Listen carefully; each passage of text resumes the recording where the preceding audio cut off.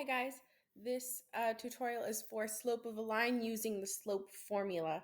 So this formula is just a mathematical equation that is going to help us find the value of slope or the measurement of slope, the number that represents what slope is. So as a quick review, remember from the previous lesson, we can have this Mr. Slope guy here just to help represent what type of slope a line has. So remember, slope is how steep a line is. So steepness could be, think about uphill or downhill. Think about nothing, like flat, like a sidewalk, or undefined in this case is a straight up and down, maybe like the edge of a cliff. So remember that here in blue, a positive slope, positive lines go up as they go from left to right. In yellow, a negative slope or a negative line goes down as it moves from left to right.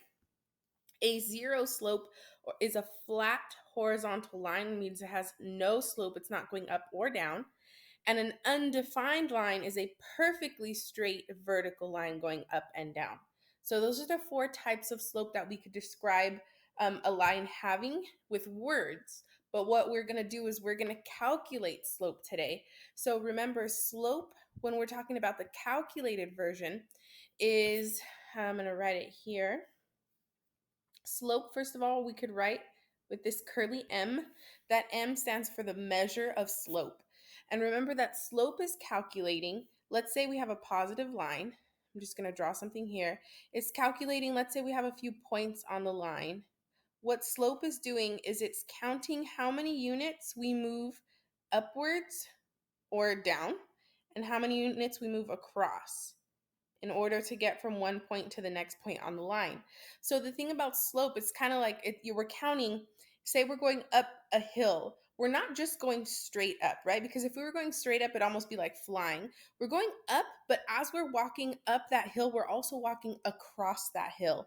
So when we're talking about slope, we are looking for the measurement of going up the hill and across the hill. So up, so when we write slope, the value for slope or the measurement for slope, what we want is to write it as a ratio or a fraction, where the top number, the numerator, describes how many units up or down we have to move in between one point to the next point. And remember, slope will always be a repetitive number. It's the same thing in between each point. And for the denominator of slope, it represents how many units left or right we had to move to get between one point and another. So notice this imaginary or this little pretend slope that I drew here. Let's say we have to go up 1 unit. I'm going to erase a little bit here so it looks a little nicer. Say in between each of these points, if this were on a coordinate grid, we would have to go up 1 unit and across 2 units to get from this point to that point. Let's say from this middle point to the last point towards the top, we'd again have to go 1 unit up and 2 units to the right, correct? So this would be a slope of 1/2 because we're going up 1 and across 2. Likewise, though, we could also think of this backwards, starting from the top point, the one most to the right, and moving down as we go across the line. We could go down 1 unit and across 2 units, and then we'd have matching pair. Again, down 1 unit and across 2 units, and we'd have a matching pair. So again, though, because slope is counted as the measurement between how many units up or down, this is a 1 unit up or down, and again, 2 units across. So regardless of if we look at this line, if we count the points as they go upwards or we count the points as they go down, we see that the measurement is 1/2. Now, because this is a positive line, so going back to describing slope, we would leave these numbers as positive. Had this line been a negative where it was going downwards, we would put a negative symbol in front of these numbers to represent the slope being negative. That's what we did in the previous lesson, but in this lesson, what we're going to do is instead of being given a line with coordinates or points that we could count, we are only given the points in coordinate pairs. So we don't have a graph to look at with a line on it. We only have the group of pairs of numbers. So for instance, 2 of these points that are on the line, we're given the coordinates for them here. There is a mathematical way that we can calculate this, and it's the same mathematical steps all the time.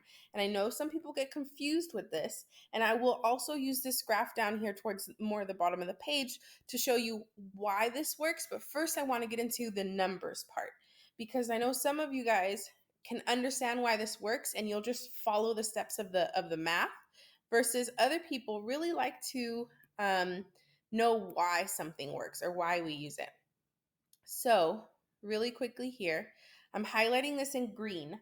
So, the formula or the equation for calculating slope is m is equal to y2 minus y1 over x2 minus x1. I know and I understand that this equation or this formula can be tricky because of all those variables. Please don't get overwhelmed with them. All these variables are doing, the x's and the y's, they're representing the x coordinates and the y coordinates from the 2 points that we're going to be given. And that letter M just stands for slope. So I'm going to write it up here. Remember, M just stands for slope. So this y2 minus y1 over x2 minus x1, all it is an organized way of calculating with the points that you're given. So let's say, for instance, you have 2 points like the one we had, that the little dry line that I drew above. Let's say you want to count in between the 2 points like I did. I could see that maybe we have to go 1 unit up and 2 units across. So then I got the numbers 1 over 2 from counting that. But if we're only given coordinate points without a graph, and say we don't have a graph available, we could also use this equation or this formula to help us count, but in actuality, it helps us calculate. So here, this part here that I'm going to highlight in pink is just a way to help you, help you stay organized or help you to remember where all these x1, x2, y1, y2 come from.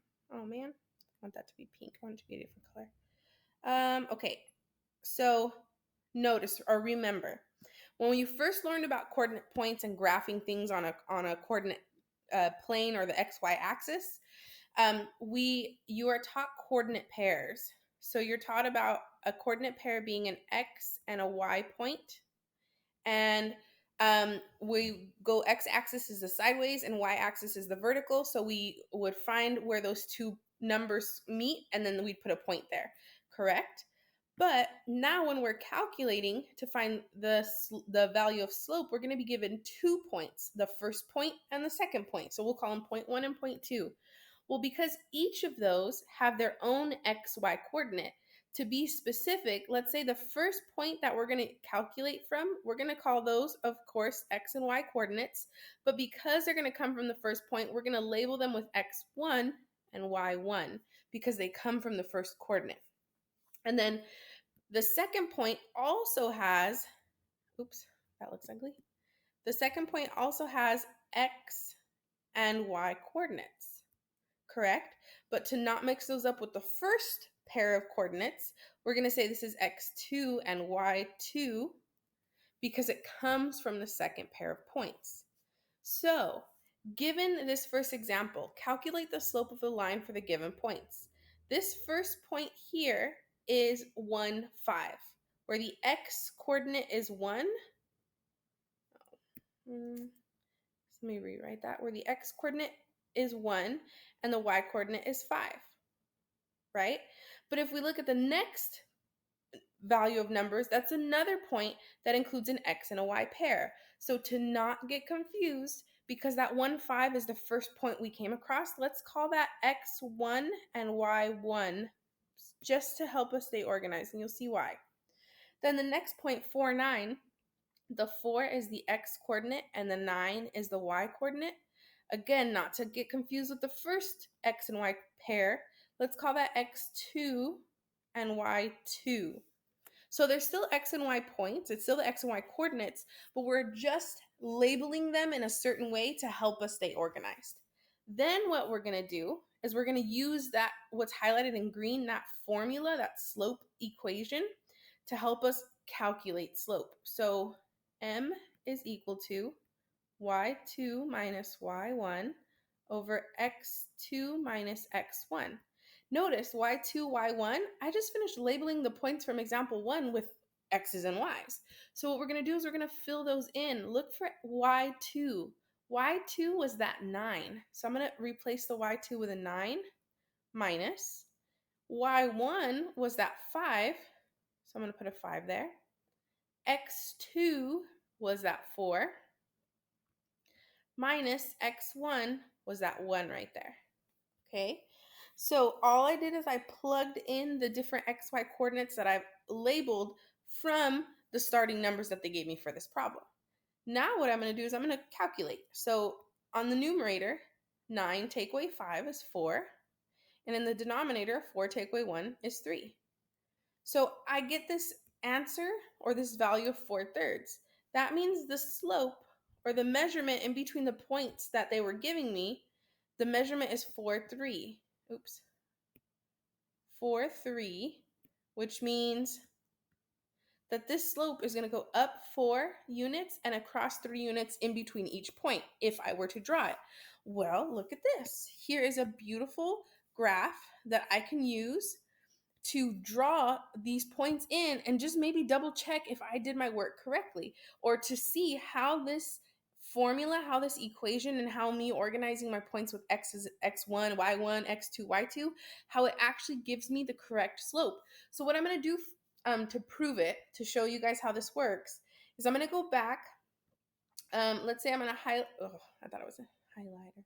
Let me undo, mark up.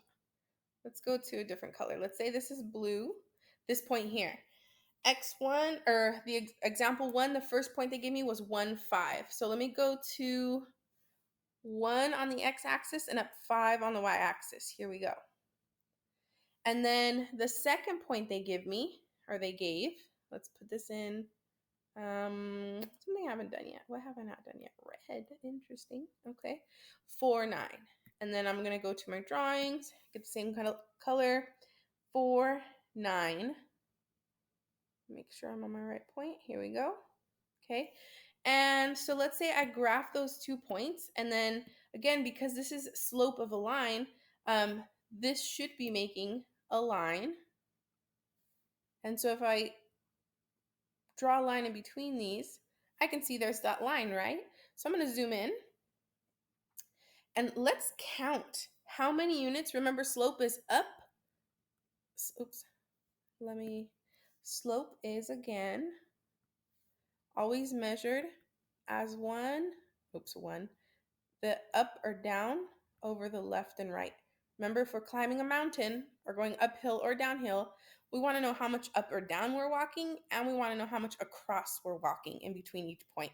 So let's say here, we're going to count up 1, 2, 3, 4 units. I'd have to go up 4 units in order to match that red one. And then across 1, 2, 3.